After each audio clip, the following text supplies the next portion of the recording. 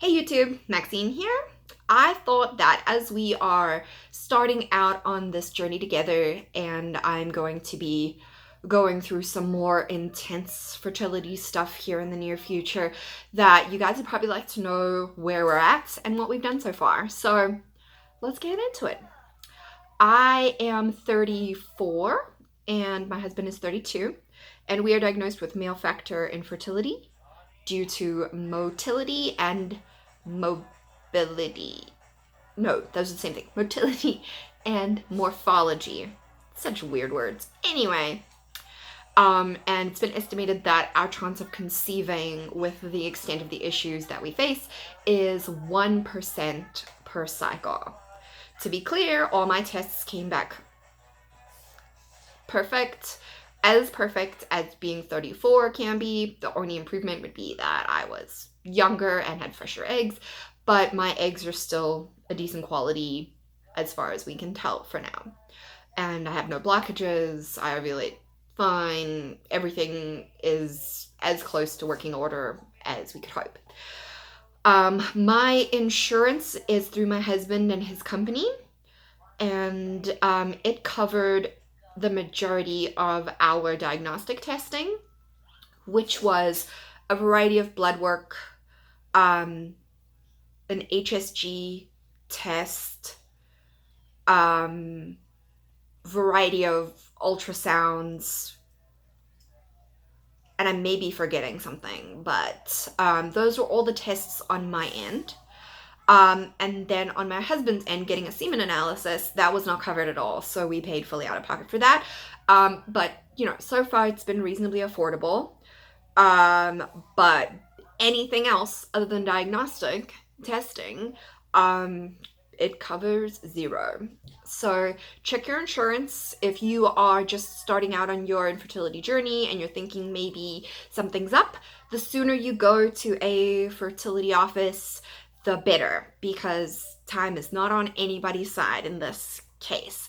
My office was really helpful in combing through my insurance and finding out exactly what they would pay for and what they wouldn't.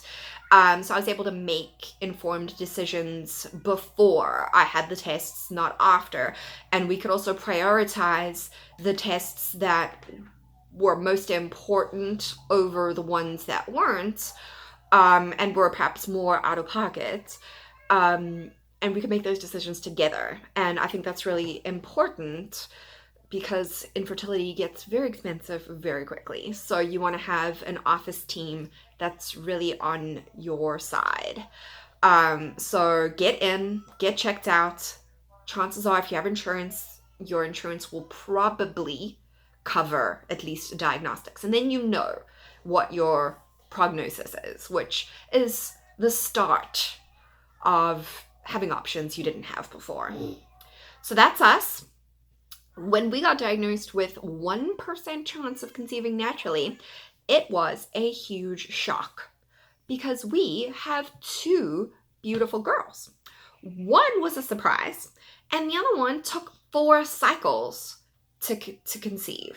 So when we found out that his morphology and motility have been this low, it's likely that he has always suffered from this. How they come to that conclusion is, tons of questions, medications, looking over everything, what's changed since baby number 2.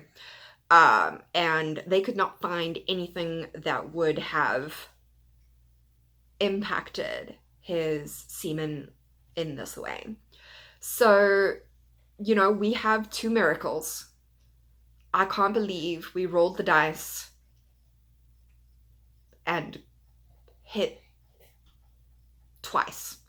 It makes me super grateful for the girls that I have. I obviously know that my struggle is different from those suffering from infertility without children. You have all my love and respect, and I'm not here to tell you what you can and can't feel. My journey, being a secondary infertile, is my journey. I don't speak for other people, but I can tell you that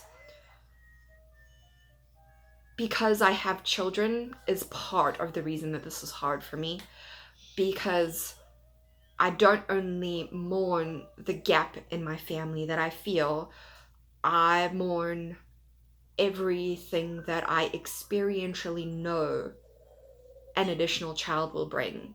More so than my first. You do that second one when you've got everything, you think, down pat, and they just light up your life, and it's hard to think that it's not gonna happen again. But again, first world problems, not here to tell you how to feel. So, like I said, we've had diagnostic stuff done, and the recommended course of action was going to be IUI, which is basically artificial insemination. And because it was a complete surprise to be infertile, I wasn't ready to do something that invasive right away, or expensive. So we decided to do me on Clomid, the idea being that if I hyperovulate, there are more targets for the sperm to hit. More targets should hopefully mean a greater chance of conceiving. I am on my 5th cycle of Clomid. I'm currently 5 days past ovulation, and I'm not holding my breath because, again, 1%, what can you do? And we are assuming that this cycle will be unsuccessful, and that next cycle we are ready to move on to our first cycle of IUI. Now, let's bring in Starbucks. I am fortunate enough to be a stay-at-home mom. So when I needed to look into Starbucks, it was feasible for me to get a job. I didn't have to leave a job. I didn't have to weigh the salary difference.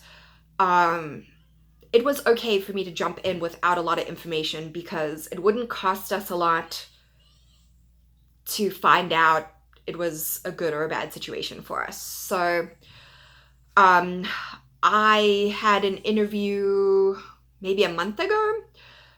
They had a sign on one of the Starbucks that I visit that they were having an open house interview on a certain day. I applied online and went in on the day and found out that I was a good fit for my local Starbucks, particularly for the shift that I was looking to fill.